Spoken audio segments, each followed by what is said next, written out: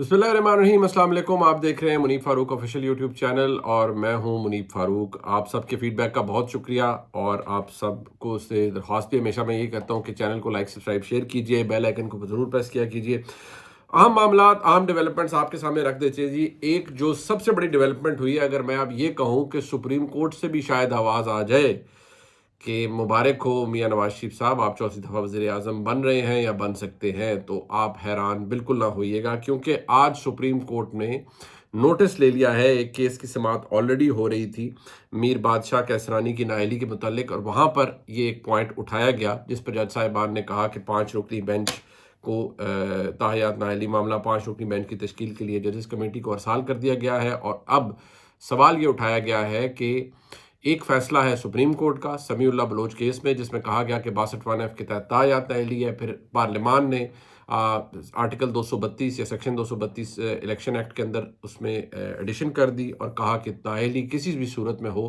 5 साल से ज़्यादा नहीं हो सकती, तायात नाअहली नहीं होगी। तो अब इसके हवाले से जो जज साहिबान के आज रिमार्क्स थे वो बड़े दिलचस्प थे, और उससे क्या ज़ाहिर होता है और जो चीफ जस्टिस साहब ने कहा उससे क्या ज़ाहिर होता है, 2024 के शुरू में जनवरी में ये केस समाअत के लिए लगेगा और नोटिस तमाम एडवोकेट जनरल्स को और अटॉर्नी जनरल पाकिस्तान को कर दिए गए हैं। एक तो इस पर बात करेंगे। इमरान खान साहब, आपको याद है मैंने आपको बताया था कि उनकी तोशा खाना केस में बेल हो चुकी है, सज़ा जो थी वो मुअत्तल है, फैसला अपनी जगह मौजूद है। उस फैसले की मुअत्तली के लिए अब उस पर फैसला महफूज कर लिया इस्लामाबाद हाई कोर्ट ने। मैं प्रिडिक्ट कर सकता हूँ कि वो फैसला क्या आ सकता है, वो आपके सामने रखेंगे। कुछ मामला खदीजा शाह साहबा के हवाले से रखेंगे, और ये कि एक दफ़ा फिर सुप्रीम कोर्ट में वही सिलसिला शुरू हो गया है जो कि उमर अताब बंदयाल साहब के वक्त में था, जो कि एक बहुत ही स्याह दौर था पाकिस्तान में जुडिशरी के अंदर। लेकिन बदकिस्मती से जो डिस्पैरिटी है या इनफैक्ट जो कॉन्फ्लिक्ट है या जो डिवीज़न है वो ख़त्म नहीं हो रही सुप्रीम कोर्ट के अंदर, और उसकी जो झलक है वो हमारे सामने है। सबसे पहले तो बात कर ली जाए जी इमरान खान साहब का के हवाले से जो एक लीगल ओपिनियन मैंने आपसे शेयर भी किया था इरफान कादिर साहब का, और सीआरपीसी सेक्शन 426 उसको कोट करती है तहरीक इंसाफ, जबकि मेरा ये मौक़िफ़ ये था कि उसमें दोनों में से एक ही काम हो सकते थे, या फैसला मुअत्तल हो सकता है या सज़ा मुअत्तल हो सकती है, क्योंकि लफ्ज़ और है बीच में, एंड नहीं है। तो फैसला सज़ा मुअत्तल हो चुकी है और इमरान खान साहब को उसमें बेल मिली हुई है। लेकिन अब अदालत में उन्होंने ये चैलेंज किया है और कहा है कि जी इमरान खान साहब को मुतअद्दिद ऐसे फैसले मौजूद हैं कि उनके खिलाफ जो ये फैसला है इसको भी मुअत्तल किया जाए, ताकि जब फैसला मुअत्तल होगा तो फिर उनको कन्विक्टेड नहीं रहेंगे और इलेक्शन में हिस्सा ले पाएंगे। अब अदालत ने उस पर फैसला महफूज कर लिया और उसके ऊपर फैसला आने वाला है। मुझे लगता है कि अदालत इसमें इमरान खान साहब की जो ये कन्विक्शन का फैसला है इसे बरकरार रखेगी, जो मुझे लगता है इस वक्त हालात वाक़यात और जो मामलात को देखे, अगर कानून को भी मैं देखूँ, मुझे ये लगता है कि अदालत कन्विक्शन को बरकरार रखेगी और उसको मुअत्तल नहीं करेगी। हाँ, बहुत एक्स्ट्रॉर्डनरी सर्कमस्टांसेस में शायद हो, लेकिन मुझे कम से कम फ़िलहाल तो ऐसा कुछ नहीं नज़र आ रहा। अब इसके अंदर इमरान खान साहब के लिए क्यों अहमियत है, इसलिए क्योंकि आप देख लीजिए बाकी मामलात साइफर में अभी तक कन्विक्शन उनकी नहीं हुई, क्योंकि अभी तो ट्रायल दोबारा बीच में से दोबारा शुरू हो गया है। इमरान खान के वकला ज़रूर कह रहे हैं कि ये ओपन ट्रायल नहीं है, मीडिया नहीं आ सकता। आज भी पंजोता साहब कोर्ट के बाहर जेल के बाहर ये कह रहे थे कि ज़रूरी है कि इसमें मीडिया आए, रिपोर्टर्स आए, ताकि ओपन ट्रायल हो। साथ ही जो 190 मिलियन पाउंड का केस है उसमें भी इतनी जल्दी नहीं हो सकता कि उसमें कुछ हो सके। लिहाजा इमरान खान साहब के हवाले से, इलेक्शन की एलिजिबिलिटी के हवाले से, या ये तोशा खाना का केस फिर अहमियत इख्तियार कर गया है, और इसमें इमरान खान के वकला ये समझते हैं कि उनका फैसला मुअत्तल हो गया तो वो इंतखाबात लड़ने के लिए अहल हो जाएंगे। अब ये होता है या नहीं, मैंने अपनी राय आपको दे दी, अब पता चल जाएगा बहुत जल्द, क्योंकि फैसला महफूज कर लिया गया है। अब जनाब मैं आपको ये बताता हूँ कि मियां नवाज शरीफ के हवाले से जो मामला है वो ज़रा आपको आसान ज़ुबान में बता देता हूँ। अब सुप्रीम कोर्ट ने भी नोटिस ले लिया है, और सुप्रीम कोर्ट ने नोटिस किस बात का लिया है? सुप्रीम कोर्ट ने नोटिस ये लिया है कि जी इबाहम मौजूद है, लोग कंफ्यूज्ड हैं कि क्या जो इलेक्शन एक्ट है उनके उसमें तरमीम कर दी गई है, और तरमीम ये कहती है कि कोई भी नाअहली हो, या 62(1)(f) के 62-63 के तहत कोई भी नाअहली हो तो वो 5 साल से ज़्यादा की नहीं होगी। इवन 62(1)(f) के तहत नाअहली 5 साल से ज़्यादा नहीं होगी। अब सुप्रीम कोर्ट ये कहती है, और आज जो अहम रिमार्क्स थे वो जनाब जस्टिस अतर मिनल्ला साहब के थे, जिसमें उन्होंने ये कहा کہ الیکشن ایکٹ میں ترمیم کر کے پارلیمنٹ سپریم کورٹ کے فیصلے کا اثر ختم کر سکتی ہے۔ الیکشن ایکٹ میں سیکشن 232 شامل کر کے سپریم کورٹ کا آرٹیکل 62(1)(f) کا فیصلہ غیر مؤثر ہو چکا ہے، یہ کہا ہے اطہر من اللہ صاحب نے۔ چیف جسٹس صاحب نے کہا کہ الیکشن ایکٹ میں ترمیم کسی نے چیلنج نہیں کی، یعنی جو تو 232 اس میں شامل کیا گیا الیکشن ایکٹ میں، جب الیکشن ایکٹ میں ترمیم چیلنج نہیں ہوئی تو دوسرا فریق اس پر انحصار کرے گا۔ الیکشن ایکٹ میں آرٹیکل 232 شامل کرنے سے تو تاحیات نااہلی کا تصور ہی ختم ہو گیا ہے۔ انتخابات سر پہ ہے، ریٹرننگ افسر، الیکشن ٹریبیونل اور عدالتیں اس مخمصے میں رہیں گی کہ الیکشن ایکٹ پر انحصار کریں یا سپریم کورٹ کے اس فیصلے پر۔ وہ فیصلہ جو میں آپ کو بتاتا رہا ہوں سمیع اللہ بلوچ کیس کا، جس میں بندیال صاحب نے لکھا تھا کہ جی تاحیات نااہلی ہوگی 62(1)(f) کے تحت۔ لیکن دلچسپ بات یہ ہے کہ جب کیس ایک دفعہ فیصل واڈا صاحب کا آیا ان کے سامنے اور وہاں پر ہو رہا تھا، تو فیصل واڈا صاحب کے کیس میں بندیال صاحب نے کہا کہ تاحیات نااہلی بڑا ڈریکونین فیصلہ ہے۔ اب یہ بندیال صاحب کی تھا نا، یہ کلاس تھی کہ وہ اپنی ہوئی کہی ہوئی باتوں کو، اپنے ہی لکھے ہوئے فیصلوں کے بارے میں خود ہی اپنی رائے بدل لیتے تھے، تو یہ بادشاہ لوگ تھے وہ۔ تو بہرحال میں آپ کو یہ کچھ حقائق تھے جو میں نے آپ کے سامنے رکھے۔ اب سپریم کورٹ نے کہا ہے جی کہ ہم اس سے کوئی مقدمہ یا کوئی الیکشن نہیں رکے گا، لیکن جنوری 2024 میں اس کی سماعت ہوگی۔ اور مجھے لگتا ہے کہ جو اطہر من اللہ صاحب کا یا چیف جسٹس صاحب کا موقف سامنے ہے، کیونکہ انہوں نے کہا ہے اونٹ کس کروٹ بیٹھے گا یہ تو اب ڈیسائیڈ ہوگا، معاملے کی جڑ تک جائیں گے۔ مجھے لگ رہا ہے کہ میاں نواز شریف کے لیے یہ ابہام بھی دور ہو جائے گا، العزیزیہ سے ان کی کنوکشن ختم ہو جائے گی، بری ہو جائیں گے۔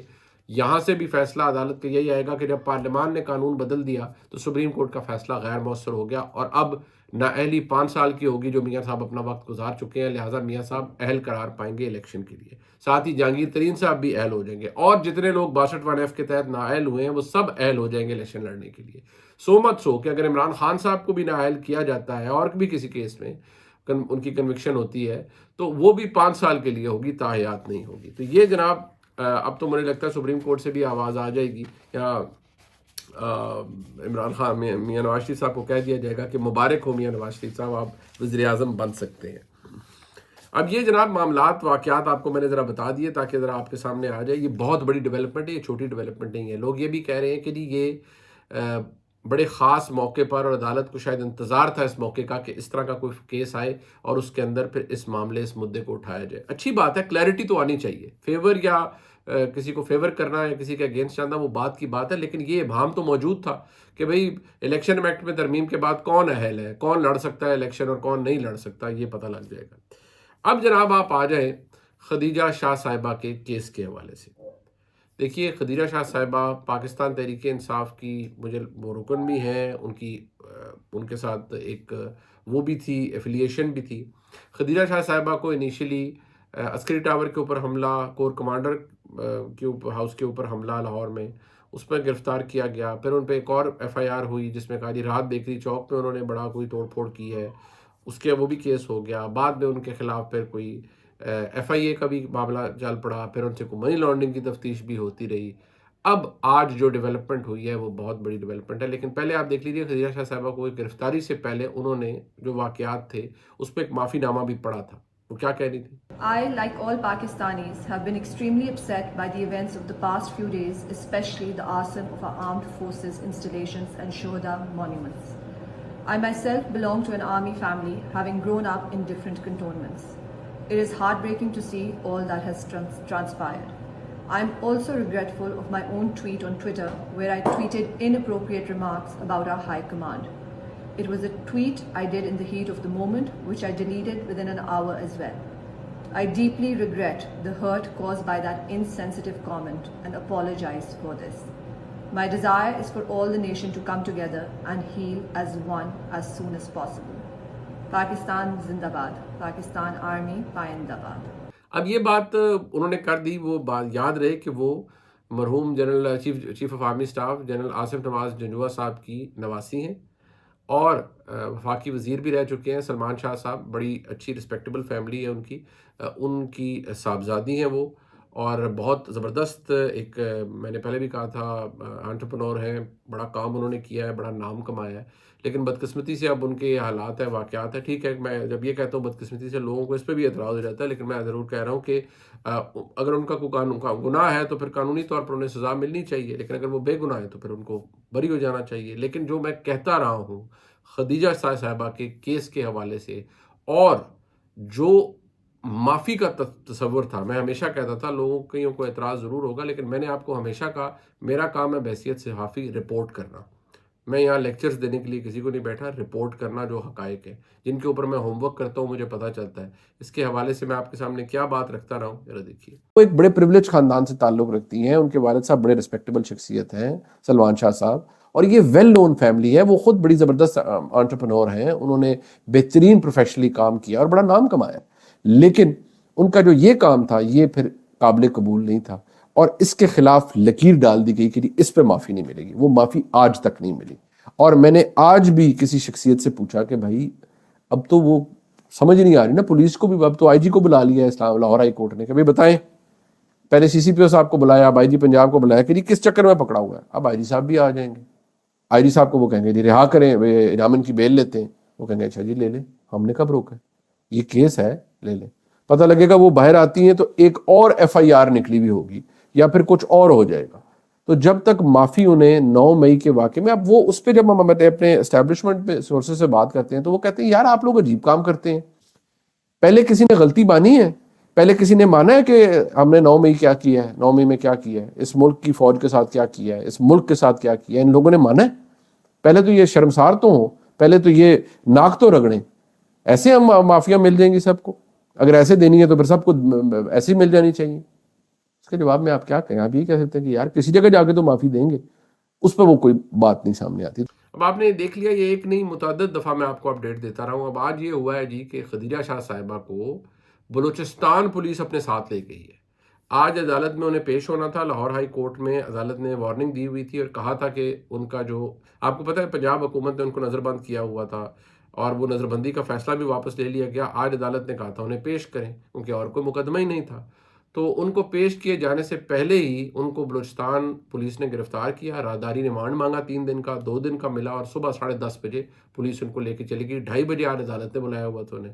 جب عدالت میں پہنچے آئی جی پنجاب تو عدالت نے انہیں بتایا، چیف جو آئی جی صاحب ہیں انہوں نے بتایا کہ وہ تو صبح بلوچستان پولیس انہیں لے گئی.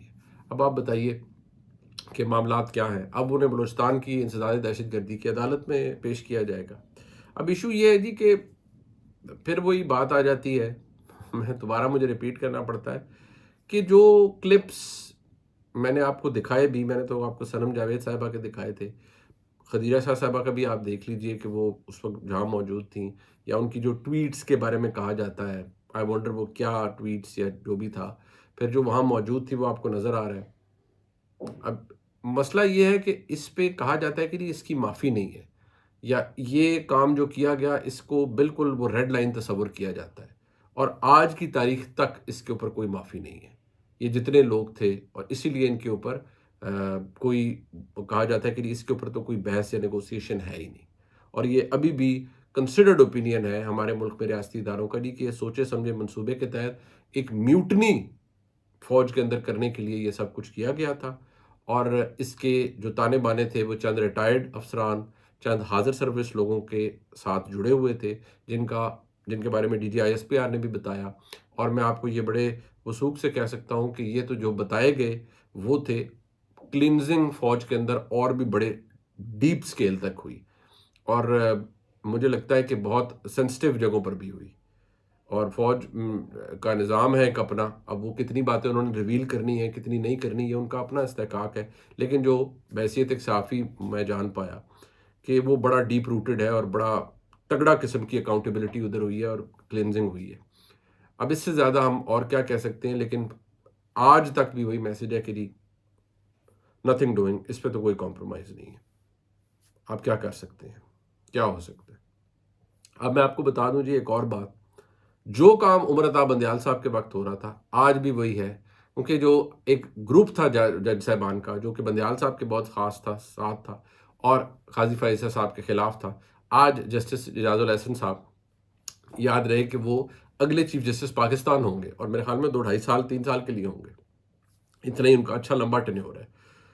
انہوں نے خط لکھ دیا ہے ججز کمیٹی کو جی کہ یہ جو اسپیشل بینچز بنائے گئے ہیں یہ اس طرح نہیں بنائے گئے جیسے بنائے جانے چاہیے تھے، اور انہوں نے کہا کہ جی اس میں سینئر ترین جج شامل ہونے تھے اور جو نہیں کیے گئے، اور انہوں نے کہا جی مجھے تو سائننگ کے لیے بھی نہیں بھیجا گیا وہ سارا مواد جو کچھ بھی تھا، اور منٹس آف دا میٹنگ بھی غلط اپلوڈ کیے گئے ہیں.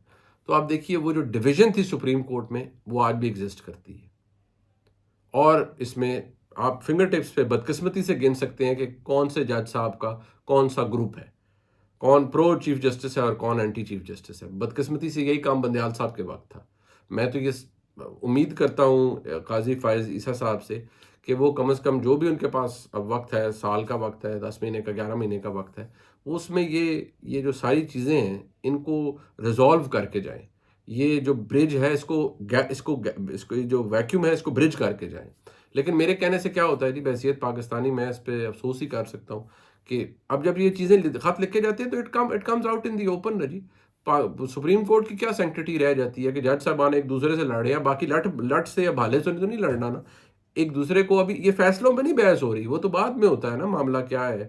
یہ تو انتظامی معاملات کے اوپر لڑائیاں ہو رہی ہیں جج صاحبان کی. لڑائی مطلب یہ کہ یہ اس طرح کی چیزیں جب پبلک میں آتی ہیں تو کیا رہ جاتی ہے سیکروسینس یا اہمیت یا تقدس کسی ادارے کا.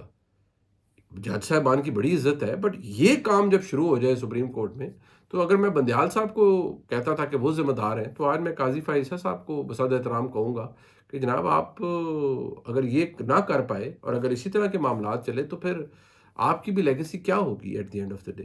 لوگ آپ کی طرف بھی دیکھتے ہیں کہ آپ بڑی اچھی بات ہے، آپ آئین کی اچھی انٹرپریٹیشن کے لیے جانے جاتے ہیں، قانون کے نفاذ کے لیے جانے جاتے ہیں، بہت اچھی بات ہے. لیکن ضروری تو یہ ہے کہ پھر اس طرح کے معاملات بھی نہیں ہونے چاہیے. ولاگ آپ نے دیکھا جی، لائک سبسکرائب شیئر کیجیے گا. دیکھنے کا بہت شکریہ. اللہ حافظ.